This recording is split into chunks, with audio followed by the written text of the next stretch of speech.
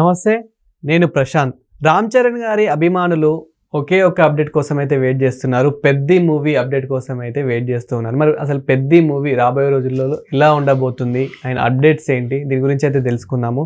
ప్రస్తుతం మనతో పాటు అయితే సీనియర్ జర్నలిస్ట్ జయదేవ్ గారు ఉన్నారు. నమస్తే అండి. నమస్తే అండి. సార్, రామ్ చరణ్ గారు నటిస్తున్న పెద్ది మూవీ ఇప్పుడైతే మనకి నార్మల్గా చిన్న గ్లిమ్స్ అయితే చూసాము, ఏ విధంగా ఉంది ఆ క్రికెట్ అది ఎంత ఎలా ఉంది అనేది. ఇప్పుడు రామ్ చరణ్ గారి అభిమానులు ఇంకా రాబోయే రోజుల్లో మరి ఎలా ఉండబోతుంది, అండ్ టీజర్ కానీ ట్రైలర్ కానీ, సో ఓవరాల్గా అప్డేట్స్ ఏంటి? యాక్చువల్గా పెద్ది గ్లిమ్స్ రిలీజ్ అయినప్పటి నుంచి కూడా చిరంజీవి గారు కెరియర్ పీక్లో ఉన్నప్పుడు అన్నీ కూడా ఇప్పుడు ట్రోల్స్ చేస్తున్నారు. రీసెంట్గా ఒక మిత్రుడు కూడా తన సోషల్ పోస్ట్లో ఏం పెట్టిందంటే ద వీక్ పత్రిక, తర్వాత ఇండియా టుడే, తర్వాత ఒక 2-3 పత్రికలు అప్పట్లో the great super star bigger than Bachchan అని చెప్పి ఆర్టికల్స్ రాశాయి. అంటే అప్పటికే చిరంజీవి గారు అమితాబ్ బచ్చన్ అంటే ఏషియన్ సూపర్ స్టార్ అప్పట్లో. పైగా ఏంటి, అమితాబ్ బచ్చన్ స్టార్ అంటే నిజం స్టారే ఒప్పుకుంటాను, బట్ హిందీలో ఉండడం వల్ల భారతదేశంలో హిందీ మాట్లాడే రాష్ట్రాలు ఎక్కువ కాబట్టి వాళ్ళకి ఆబ్వియస్లీ ఆ క్రేజ్ ఉంది. అంతేగాని అంత మాత్రం మన వాళ్ళు తక్కువ అని వాళ్ళు ఎక్కువ అని ఏం కాదు నా దృష్టిలో. బట్ నార్త్లో వాళ్ళకి అది పెద్ద ఫీలింగ్, మా వాళ్ళే గొప్ప, మా వాళ్ళకే పెద్ద యాక్టర్లు ఫీల్ అవుతుంటారు. ఇప్పుడు మన ఇండియన్ సినిమా కాన్సెప్ట్ అయిపోయాక ఇప్పుడు తెలుస్తుంది మన వాళ్ళ టాలెంట్ ఏంటన్నది. ఇంతకుముందు కూడా తెలుసు, కాకపోతే ఈగో అడ్డొచ్చి ఒప్పుకోక రివార్డ్స్ ఇచ్చేవాళ్ళు కాదు. సో అప్పట్లోనే అంటే ఆల్మోస్ట్ ఆల్ ఘరానా మొగుడు సినిమా అంటే ఒక 33-35 ఏళ్ళ కిందట వచ్చిన సినిమా టైంకే చిరంజీవి గారు బిగ్గర్ దాన్ బచ్చన్ కన్నా ఎక్కువ రెమ్యునరేషన్ తీసుకునే సూపర్ స్టార్. ఇండియాలో ఎక్కువ రెమ్యునరేషన్ తీసుకునే సూపర్ స్టార్ ఎవరు? అమితాబ్ బచ్చన్. ఆయన మించిపోయాడు అప్పుడే 35 ఏళ్ళ కిందటే. సో అవి ఇప్పుడు ట్రోల్స్ అవుతున్నాయి. ఇప్పుడు రామ్ చరణ్ కూడా మెగా పవర్ స్టార్.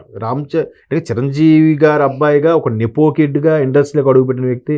ప్రతిదీ కంపేర్ చేస్తారు కదా మనల్ని, చిరంజీవి అంత గ్రేస్ లేదా, చిరంజీవిలా చేయలేడా.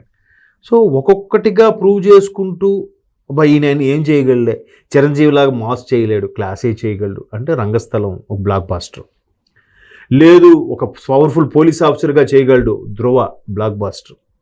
లేదు ఒక దేశ నాయకుడిగా పాతకాలం మనిషిగా చేయగలడు, ఒక RRR. ప్రతిదీ కూడా ఇవి ఏది తీసుకోండి, ఒక మెచ్యూర్డ్ లెవెల్గా నటుడిగా నటించగలడు, గేమ్ చేంజర్.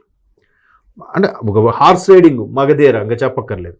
అంటే అట్లా ప్రతిదానికి కూడా ఒక్కొక్కటిగా డెవలప్ చేసుకుంటూ ఇంప్లిమెంట్ చేసుకుంటూ డ్యాన్స్ అంటే ఎక్కువగా వినిపించే పేర్లు కొంతమంది సూపర్ టాప్ 5 డ్యాన్సర్స్లో ఇండియాలో ఈయన ఒకడు.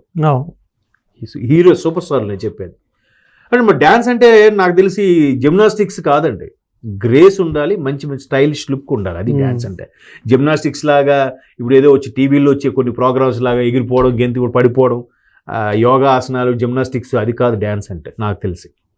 సో అంత నేమ్ వచ్చిన వ్యక్తి ఇప్పుడు ఎప్పుడైతే పెద్ది ఒక్కసారిగా అన్ని రికార్డ్స్ను బదలగొట్టేసింది, ఒక గ్లిమ్స్ కూడా హయ్యెస్ట్ వ్యూవర్షిప్, తర్వాత లైక్స్లో కూడా కొంచెం దగ్గరలో ఉంది కానీ అది కూడా రికార్డ్ కాలేదు. అయితే ఇప్పుడు నెక్స్ట్ ఇయర్ మార్చి 2026లో రిలీజ్ అవబోతున్న సినిమాకి ఎప్పటి నుంచి బిజినెస్ అంతా అయిపోతుంది. ఎలా ఉంటుంది చెప్పండి. ఇప్పుడు చిరంజీవి గారి సినిమా రేపు సంక్రాంతికి అనిల్ రావిపూడి గారి సినిమా రిలీజ్ అవబోతుంది.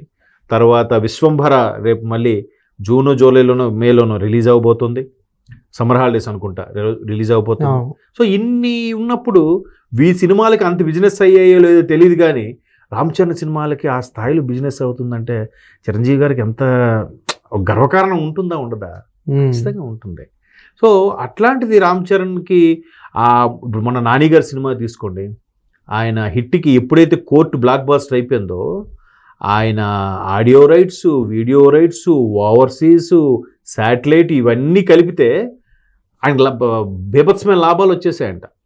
ఓన్లీ ఓవర్సీస్లో వచ్చే కలెక్షన్స్ బట్టే మొత్తం సినిమా ఖర్చు, క్యాస్టింగ్ ఇచ్చే డబ్బులు, ఈయన రెమ్యునరేషన్ అన్నీ వచ్చేసాయంట. ఇది కాక ఇంకా శాటిలైట్ రైట్స్ ఉన్నాయి.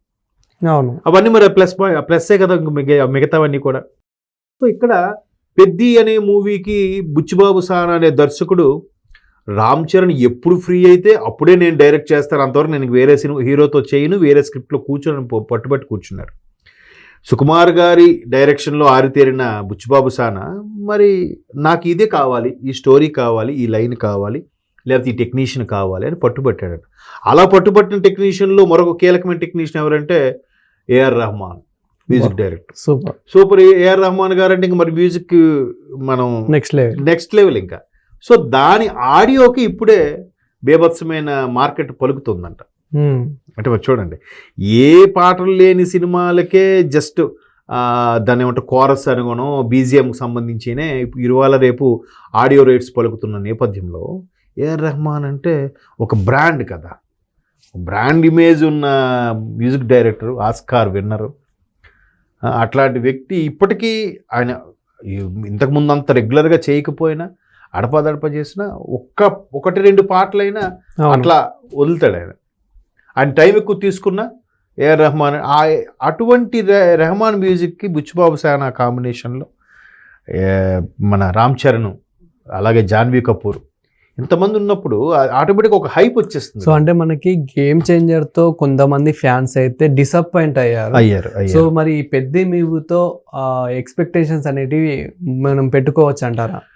పెట్టుకోవచ్చు అని అనుకుంటున్నాను. ఎందుకంటే బట్ చెప్పలేము. టెక్నీషియన్స్ అయితే చాలా మీరు గ్లిమ్స్ లో ఆయన క్రికెట్ ఆడుతున్నట్టుగా స్టిక్ తో ఏదో రూరల్ ఏరియాలో ఆడుకునే వాళ్ళ కనిపించాడంటే నాకు వెంటనే అమీర్ ఖాన్ గారి లగాన్ సినిమా గుర్తొచ్చింది. అది కూడా బ్రిటిష్ వాళ్ళతో ఆడి క్రికెట్ గెలిచి శిస్తు క్యాన్సిల్ కట్టకుండా ఉన్న కోసం చూపించుకెళ్ళింది. సో అటువంటి నేపథ్యంతో క్రికెట్ నేపథ్యంతో ఒక ఊరికి ఇంకో ఊరికి మధ్య జల వివాదమో ఇంకొక భూమి వివాదమో అయిన దాన్ని చాలా చాకచక్యంగా రెక్టిఫై చేస్తాడేమో అనేది కాన్సెప్ట్ అయి ఉంటుంది అనుకుంటాను. పెద్ది అంటే ఇప్పుడు ఊర్లలో పెద్ది అని ఎవరినంటే బాగా పెద్దగా ఉండేవాడిని, అంటే తీర్పు ఇచ్చేవాళ్ళు లేదా మంచి చెడులు చెప్పేవాళ్ళు, న్యాయ అన్యాయాలు విచక్షణ గురించి మాట్లాడే వాళ్ళని పెద్ది అంటారు. ఇద్దరు ఆడవాళ్ళు కూడా కొన్నిసార్లు పెద్ది అంటారు. సో పెద్ది అంటే ఒక పెదరాయుడు ఒక ఊరికి ఒక బులంది, ఒక బడా బులంది అనే టైంలో ఉంటారు అనమాట. సో ఇక్కడ అలా గెలుచుకోవడం వల్ల పెద్ది అనే టైటిల్ పెట్టుండొచ్చు. అంటే బుచ్చిబాబు సానా గారు ఒక సందర్భంలో చెప్పింది ఏంటంటే విజయనగరం జిల్లాలో, అంటే శ్రీకాకుళంకి విశాఖపట్నం మధ్యలో ఉండే విజయనగరం జిల్లాలో ఒక విలేజ్ రామభద్రపురం ఏదో విలేజ్ చెప్పారు. ఆ విలేజ్లో ఒక సెట్, అలాంటి విలేజ్ సెట్ ఒకటి వేసేసి అక్కడ ఆ విలేజ్ కూరగాయలకి, పువ్వులకి, పండ్లకి బాగా ఫేమస్, ఆ చుట్టుపక్కల ఏరియాలో బాగా పండుతాయి. అక్కడ అటువంటి విలేజ్ నేపథ్యంలో ఉన్న క్యారెక్టర్ని ఆల్రెడీ రంగస్థలంతో ప్రూవ్ చేసుకున్నాడు కాబట్టి మరొకసారి అదే గెటప్ మీరు చూస్తే.